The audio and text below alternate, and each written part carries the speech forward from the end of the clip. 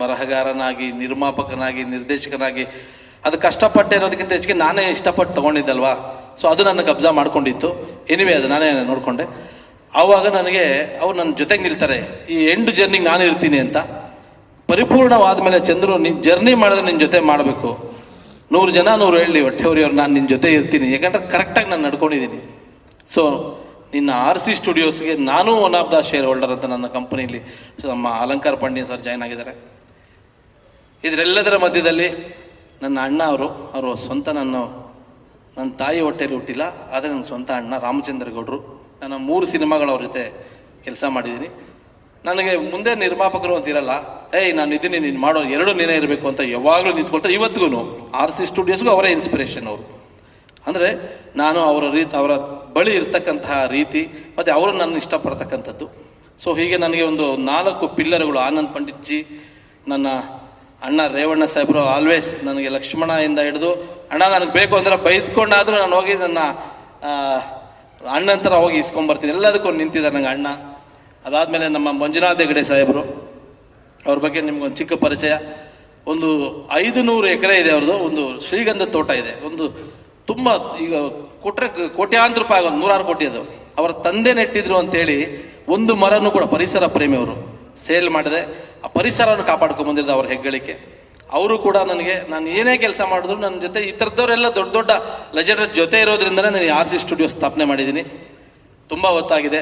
ವೇದಿಕೆಯ ಮೇಲೆ ಇರ್ತಕ್ಕಂಥ ಎಲ್ಲ ಗಣ್ಯರಿಗೂ ನಾನು ನಮಿಸ್ತಾ, ಮತ್ತು ಈ ಚಂದ್ರು ಜರ್ನಿಯಲ್ಲಿ ಸರ್ ಯಾವುದೇ ಮೆಟ್ಲತ್ತೋದಕ್ಕೂ ಒಂದು ಶಕ್ತಿ ಬೇಕು, ಮತ್ತು ಯೋಗ ಬೇಕು, ಯೋಗ್ಯತೆ ಬೇಕು. ನಾನು ಯಾವಾಗಲೂ ಯೋಗನ ಸೆಕೆಂಡ್ ನಂಬ್ತೀನಿ, ಯೋಗ್ಯತೆ ಒಂದೇ ನಂಬೋದು. ಕೆಲವರಿಗೆ ಲಿಫ್ಟ್ ಸಿಕ್ಕಿ ಬೇಗ ಹೋಗ್ತಾರೆ, ಕೆಲವರು ಮೆಟ್ಲತ್ಕೊಂಡು ಬೇಗ ಬರುತ್ತೆ, ನಿಧಾನ ಸ್ವಲ್ಪ ಲೇಟ್ ಆಗ್ಬೋದು ಅಷ್ಟೇ, ಬಟ್ ಗೋಲ್ ಒಂದೇ ಇರುತ್ತೆ. ಆ ರೀತಿ ನನ್ನನ್ನು ಪ್ರತಿ ಸ್ಟೆಪ್ಪಲ್ಲೂ ನಿಧಾನಕ್ಕೆ ಬೀಳ್ಬೇಡ ಅಂತ ಕರ್ಕೊಂಡು ಹೋಗ್ತಾ ಇರೋರು ನನ್ನ ಮಾಧ್ಯಮ ಮಿತ್ರರು. ಪ್ರತಿ ಸ್ಟೆಪ್ಪಲ್ಲೂ ಕೂಡ ಯಾವತ್ತು ಒಬ್ಬ ರೈತನ ಮಗ ಅಥವಾ ಇನ್ನೇನೋ ಅಂತ ನಮ್ಮನ್ನು ಯಾವತ್ತು ಕಡೆಗಣಿಸ್ತೆ. ಇವತ್ತಿಗೂ ನೀವು ನಿಂತಿದ್ದೀರಾ. ಎಲ್ಲರಿಗೂ ನನಗೆ ಎಮೋಷನ್ ಆದರೆ ಸಾರಿ, ಕೆಲವೊಂದು ನೆನೆಸ್ಕೊಂಡಾಗ ಹೆಂಗಾಗುತ್ತೆ. ಎನಿವೆ, ಇದೊಂದು ನನ್ನ ಜೀವನದಲ್ಲಿ ಇದೊಂದು ಮಹತ್ತರವಾದ ಘಟ್ಟ. ನಾನು ಒಬ್ಬಂಟಿಯಾಗಿ 12 ಸಿನಿಮಾ ಮಾಡಿದ್ದೀನಿ.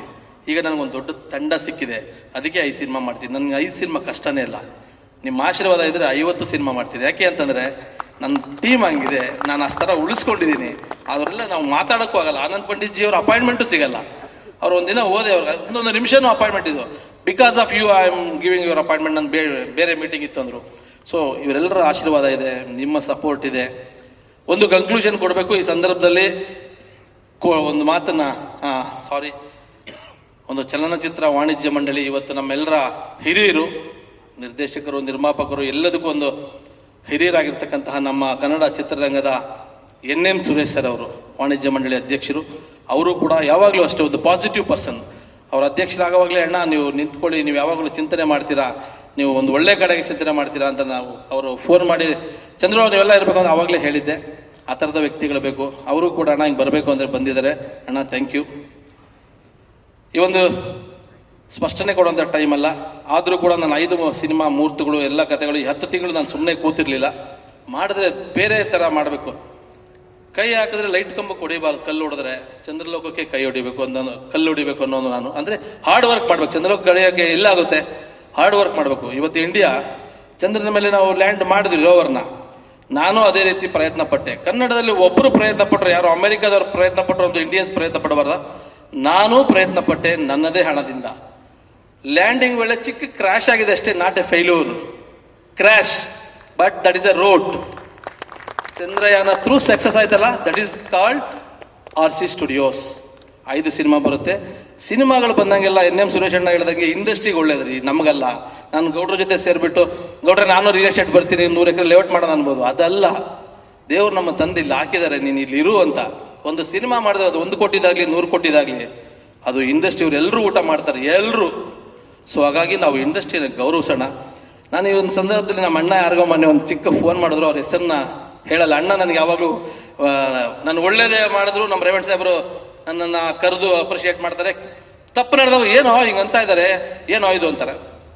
ನಮ್ಮ ಯಾವುದೋ ಒಂದು ಕಾರಣಕ್ಕೆ ಯಾರಿಗೋ ಒಂದು ಫೋನ್ ಹಾಕ್ತಾರೆ, ಅಣ್ಣ ಎಲ್ಲ ಅಣ್ಣ ಹಿಂಗೆ ಮಾಡಿಬಿಟ್ಟು ಅಣ್ಣ ಅಂತ ಯಾರೋ ದೊಡ್ಡ ಒಬ್ಬ ನಿರ್ಮಾಪಕರು ನಾನು ಈ ಸಂದರ್ಭದಲ್ಲಿ ಹೇಳಕ್ ಇಷ್ಟಪಡಲ್ಲ, ಶಾಕ್ ಆಗ್ಬಿಡುತ್ತೆ ನನಗೆ. ಹೌದಾ, ಚಂದ್ರು ಆ ರೀತಿಯಿಂದ ಫೇಸ್ ಮಾಡ್ಬಿಟ್ಟವನ ಅಂದ್ರೆ ನಾನು ಇಂಡಸ್ಟ್ರಿಗೆ 100 ಕೋಟಿ ಹಾಕಿದ್ ತಪ್ಪ, ನಾನು ಇವರೆಲ್ಲರಿಗೂ ಇಷ್ಟು ಜನ ಕೆಲಸ ಕೊಡ್ತಿದ್ ತಪ್ಪ ನಾನು, ಇವೆಲ್ಲ ಕಾಡ್ತು. ಅದಲ್ಲ ಸರ್, ಕೆಲಸ ಮಾಡಿ. ಯಾಕಂದ್ರೆ ನಾನು ಯಾರನ್ನೂ ಹರ್ಟ್ ಮಾಡಲ್ಲ, ಪಾಸಿಟಿವ್ ಆಗಿ ನುಗ್ಗೋ, ನಾನು ಪಾಸಿಟಿವ್ ಆಗಿ ಕೆಲಸ ಮಾಡೋ ನಾನು. ಎಲ್ಲರೂ ನಾವು ಇಂಡಸ್ಟ್ರಿ ಸರ್ ಎಲ್ಲಿದೆ ಗೊತ್ತಾ, ಒಳ್ಳೊಳ್ಳೆ ಸಿನಿಮಾ ಮಾಡಿದ್ರೆ ನಾವು ಕೆಳಗೆ ಬೀಳ್ತಿದೀವಿ. ಒಳ್ಳೊಳ್ಳೆ ಸಿನಿಮಾ ಮಾಡೋಣ,